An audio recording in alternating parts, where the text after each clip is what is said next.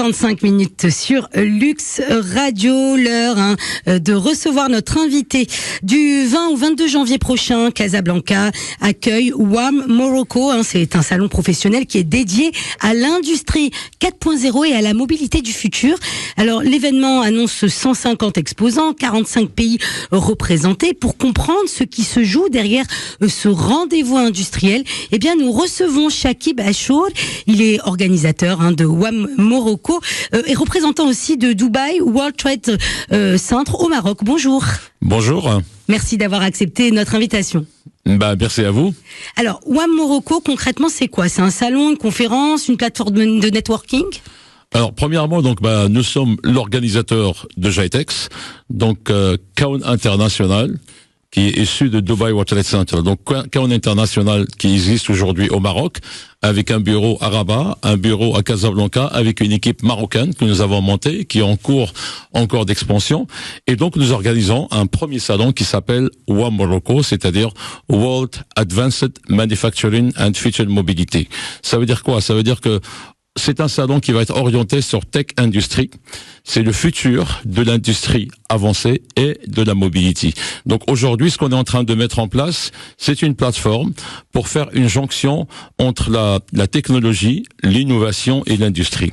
Aujourd'hui, il faut transformer l'industrie. Tout le monde parle de cette transformation de l'industrie. Nous, on ramène les acteurs qui transforment cette industrie. C'est-à-dire que nous aurons d'un côté les sociétés qui fournissent les solutions de l'innovation, de digital twin, de l'intelligence artificielle, de l'ERP comme SAP qui sera avec nous pour l'industrie d'un côté, et de l'autre côté, nous aurons des grands groupes d'industrie qui seront là. Et donc, on va mettre dans le même salon les fournisseurs des technologies et les acteurs de l'industrie, et également il y aura des startups et des investisseurs. Donc c'est un concept que nous appliquons déjà au niveau de GITEX et que nous appliquons aujourd'hui pour transformer cette industrie, tech industrie. Donc nous avons la capacité de le faire parce que nous avons un savoir-faire par rapport à GITEX. Bien sûr, nous prétendons non pas connaître tous les secteurs d'industrie, mais par contre, on sait comment y faire. Donc on a un réseau international. Donc il y aura plus de 100 investisseurs internationaux qui sont là, et ces 100 investisseurs, ils seront connectés avec les startups pendant 3 jours. Le but pour les startups, c'est de lever des fonds. Je rappelle, il y aura plus de 50 startups, plusieurs startups marocaines, africaines, françaises, également du Moyen-Orient. Alors, quels atouts justement concrets vous considérez, font qu'aujourd'hui le Maroc, c'est une terre d'avenir justement pour les industries de nouvelle génération? Le but aujourd'hui, c'est d'apporter cette touche de transformation de l'industrie. Aujourd'hui, donc, nous avons un savoir-faire et c'est la première fois que nous aurons dans la même plateforme, donc, l'industrie, ceux qui font d'innovation. On aura également, par exemple, la fédération de la PIB. Il y aura des sociétés dans l'IT qui seront là et qui ciblent le secteur industrie. Donc, le but, premièrement, c'est de connecter ces deux mondes, pour développer des business, des opportunités au Maroc et à l'international. Il y aura aussi des PME qu'il faut aider pour trouver des acheteurs, non seulement au Maroc qui sont là, mais aussi des acheteurs qui viennent de l'étranger, puisque vous avez dit qu'il y aura plus de 45 pays, je vous le confirme, plus de 45 pays qui seront présents ici, au Maroc, pendant 3 jours, et plus de 10 000 personnes pour cet événement 3 jours. Je crois que c'est une première. Et le plus important dans tout ça, c'est que il y aura une effervescence de 3 jours avec ces startups. Donc cette dynamique que nous apportons, cette fraîcheur que nous apportons, et qui seront connectés avec les investisseurs. À côté de ça, nous allons dérouler une compétition qui s'appelle Supernova. Et il est important de rappeler cette compétition qui s'appelle Supernova, que nous déroulons bien sûr donc avec GITEX. Je vous donne un exemple concret. Par exemple, en 2025, le Supernova que nous avons fait donc au sein de GITEX 2025, il y avait 3 sociétés, 3 startups qui ont été primées, dont une Nucléon, c'est une startup marocaine dans la cybersécurité. Immédiatement après, donc, il a été contacté par des investisseurs et donc ils ont pu lever 3,5 millions de dollars. Donc voilà, donc ça, ce sont des chiffres concrets. Et aujourd'hui, donc, j'invite tout le monde à se joindre à nous pour ce salon parce que c'est des opportunités concrètes. Il y aura des grandes sociétés qui seront là, des grands groupes. Certaines sociétés et certains speakers n'ont jamais mis les pieds au Maroc, venant des États-Unis, venant de l'Europe, venant de plusieurs pays, de l'Allemagne, de la France, etc. Et surtout des investisseurs qui seront là. Et donc ça, c'est une opportunité pour nous ici au Maroc. Alors justement, vous parlez d'investisseurs qui viendront des États-Unis, d'Europe. Il y aura aussi des Chinois également, des Coréens. Mais concrètement, pour que nos auditeurs comprennent bien, ils viennent pour quoi exactement? Ils viennent pour vendre leur technologie, trouver une main-d'œuvre qualifiée et moins chère, disons-le, ou accéder tout simplement au marché africain? Alors, premièrement, c'est d'accéder au marché africain. Parce qu'aujourd'hui, je rappelle quand même que le Maroc, c'est la porte d'entrée en Afrique. Aujourd'hui, donc, on n'a plus besoin d'aller parler et convaincre les investisseurs pour venir au Maroc. Les investisseurs connaissent le Maroc. Maintenant, ils savent que le Maroc, c'est la porte d'entrée au Maroc. Qu'est-ce qu'ils viennent faire ici? Ils viennent porte d'entrée de l'Afrique. Chercher des opportunités. Également, des sociétés qui viennent chercher des startups, parce que maintenant, il y a de plus en plus de startups. Regardez, par exemple, GITEX, il y avait plus de 800 startups en 2025. Il y aura peut-être probablement plus que 1000 en 2026. Alors là, pour le World Advanced Manufacturing, rendez-vous compte, nous avons pu mettre en place plus de 50 startups dans l'industrie. Je crois que c'est une première. Et le but, c'est de montrer qu'il y a des talents marocains.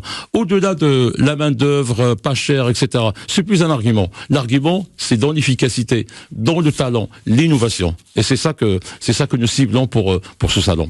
Vous parlez, justement, on le dit souvent, que le Maroc il est présenté comme porte de l'Afrique. Mais une question que je me pose, les autres pays africains, comment ils voient justement ce positionnement? Est-ce qu'il y a des réticences, une forme de concurrence justement entre pays du continent? La concurrence est positive. Donc bien sûr, il y a la concurrence, mais en même temps, donc regardez par exemple, donc aujourd'hui, comme vous pouvez, vous l'avez dit, donc il y aura plus de 45 pays qui sont présents au WAM, qui vient de l'Afrique, donc qui vient de l'Égypte, la Tunisie, Nigeria sera présent.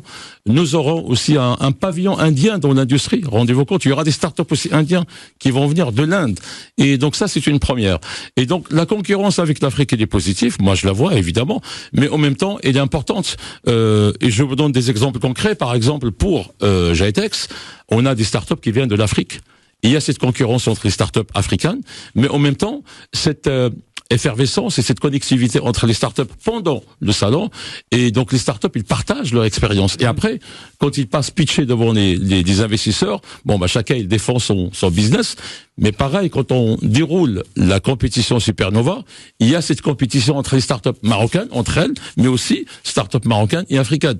Mais c'est un bon jeu. Donc aussi, l'occasion aussi de pouvoir voir aussi le Maroc aussi comme un partenaire, clairement. Lorsqu'on sait que par exemple le Ghana qui développe son industrie automobile, le Kenya qui mise beaucoup sur la tech, et puis l'Égypte qui attire aussi beaucoup massivement les investissements. Alors industrie 4.0, fabrication avancée, c'est des termes qu'on emploie souvent, mais concrètement au Maroc et puis plus globalement en Afrique, où est-ce qu'on en est? Est-ce qu'on parle de technologie déjà déployée ou de démonstration de ce qui pourrait arriver dans 10 ans?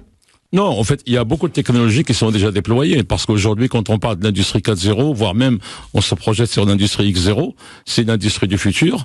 Donc, pendant ce salon, on va parler des thématiques sur l'industrie X0, comment on développe cette industrie X0 avec l'intelligence artificielle, comment l'intelligence artificielle peut améliorer la production, par exemple, au niveau de l'industrie, comment on peut rectifier en temps réel des problématiques au niveau de la production, comment on peut utiliser également des technologies de maintenance assistée avec la réalité augmentée, avec la connectivité, avec la 5G, etc.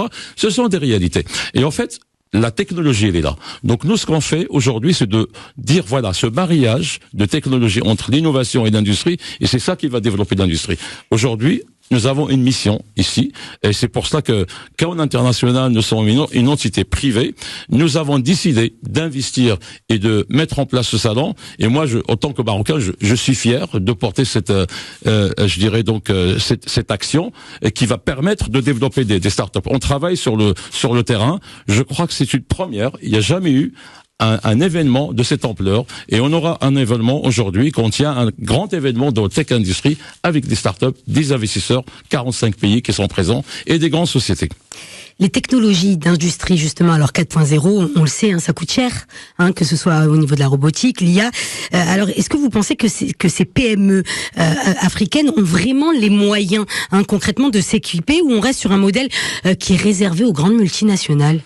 Bah en fait aujourd'hui donc c'est une nécessité. Aujourd'hui une usine, enfin par exemple les PME, s'ils se développent pas, s'ils mettent pas en place le digital, ils seront dépassés. Donc, Exactement. il est clair aujourd'hui que le digital, l'intelligence artificielle, ce sont des outils qu'il faudrait utiliser pour améliorer la productivité. Que ça soit au niveau de l'industrie, que ça soit au niveau de la santé, dans tous les secteurs. Aujourd'hui, quand on regarde même au niveau de la santé, les radiologues utilisent l'intelligence artificielle pour interpréter des radios des patients pour aller plus vite. Et donc, au lieu de traiter 10 patients, le radiologue, il peut traiter 50 patients. Donc voilà, donc c'est ça. Donc en fait, nous sommes dans l'efficacité et également avec beaucoup je dirais donc de résultats positifs. Aujourd'hui, quand on veut améliorer la production, quand on veut être efficace, on est obligé de mettre en place l'innovation. Mais toutes les entreprises n'ont pas forcément les moyens, justement, quand on parle de start-up.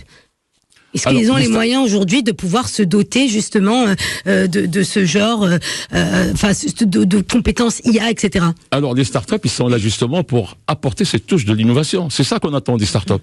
Et une start-up qu'il y a dans l'industrie, par exemple, elle doit apporter cette touche de l'innovation. Soit ils vont on peut peut-être avoir demain la start-up marocaine qui aura le ERP marocain pour l'industrie.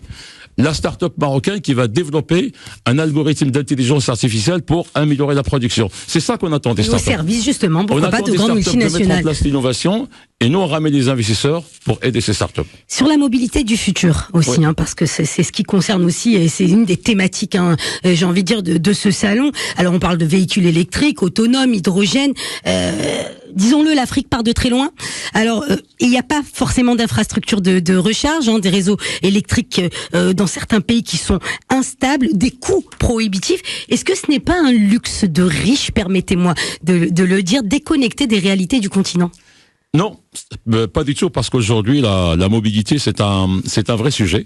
Donc on le traite au WAM, donc c'est le futur de mobilité, c'est le transport et aussi la façon comment on gère le transport dans les villes aujourd'hui, parce qu'aujourd'hui on parle par exemple du bus connecté, des BHNS que vous avez vu dans la ville d'Agadir, qui va être un exemple à suivre pour d'autres pays. Ça, c'est la mobilité, par exemple, dans les villes, dans le secteur urbain. Mais également, on va utiliser la mobilité, par exemple, dans l'industrie pour transporter la marchandise. Et également, comment localiser cette marchandise, comment sécuriser le transport de ces marchandises. C'est ça la mobilité. Et donc c'est quelque chose de nécessaire pour améliorer l'industrie et améliorer donc la logistique qui est derrière. Donc la mobilité c'est aussi comment gérer donc les villes intelligentes de demain. Et tout ça se marie parfaitement bien avec l'industrie. Les salons, on le sait aussi, annoncent souvent beaucoup d'intentions, d'investissements et qui, il faut le dire, ne se concrétisent pas toujours. Alors, justement, quels sont, à vous, vos critères de succès, j'ai envie de dire, vérifiables ? Alors, les critères de succès, premièrement, ce sont l'attractivité au niveau international. Donc, aujourd'hui, on a plusieurs sociétés qui vont être là, des speakers. Je vous donne un exemple concret. Il y a plus de 60 speakers qui vont être présents sur le WAM, qui vont discuter des sujets d'un grand intérêt, aussi bien sur l'investissement pour l'industrie, la souveraineté. On va parler par exemple de l'eau, la gestion de l'eau dans le green energy. Donc on aura plus de 60 investisseurs qui viennent des États-Unis, qui viennent de l'Allemagne, qui viennent du Japon. Certains speakers n'ont jamais été au Maroc. Ils viennent pour parler de ce sujet-là. Donc voilà. Donc en fait, nous aurons pendant ces 3 jours, des sujets de très très très grand niveau qui vont être discutés par des keynotes, par des panels, des speakers internationaux, des speakers marocains, africains, venant également du Moyen-Orient, et également des startups. Et donc le but, effectivement, c'est d'aborder des sujets qui sont d'actualité dans le contexte marocain et africain. Sujet d'actualité, justement, et c'est important, et on terminera par ça, l'environnement, l'industrie, c'est aussi de la pollution, c'est de la consommation, vous l'avez dit, d'eau, d'énergie. Alors comment on va s'assurer finalement que cette industrialisation africaine ne reproduise pas, j'ai envie de dire, les erreurs de l'Occident ? Écoutez, aujourd'hui, par rapport à ce salon, on va traiter la partie green énergie. Donc, il y aura des grandes sociétés comme Engie qui sera présent également ici, avec nous WAM. Je crois que c'est le directeur général de l'Afrique moyen-orientale qui sera là, qui va faire une keynote. Mais également, on va parler de cette industrie future green. Et on va prendre comme exemple aujourd'hui les centres de calcul, les data centers. Quand on parle aujourd'hui, par exemple, des data centers, dans cette industrie des data centers, on va parler de la partie green. Comment gérer un data center green? Et donc, effectivement, aujourd'hui, on a la technologie pour le faire. Donc, comment gérer l'efficacité énergétique? Comment faire en sorte de faire une intelligence et une industrie verte? Nous avons la capacité pour le faire. Nous avons les technologies et c'est ce qu'on va discuter pendant le salon, pendant les 3 jours. Mais dis-toi aussi. Chakib Achour, vous parlez de mobilité verte, notamment donc au niveau du continent. Quand on sait que l'écrasante majorité de l'électricité qui est produite est à la base produite via le charbon, oui. Est-ce que vous n'avez pas l'impression qu'on verdifie ce transport et on lui donne justement cette connotation verte, alors qu'en réalité, il pollue plus? Le charbon, oui, il existe dans plusieurs pays.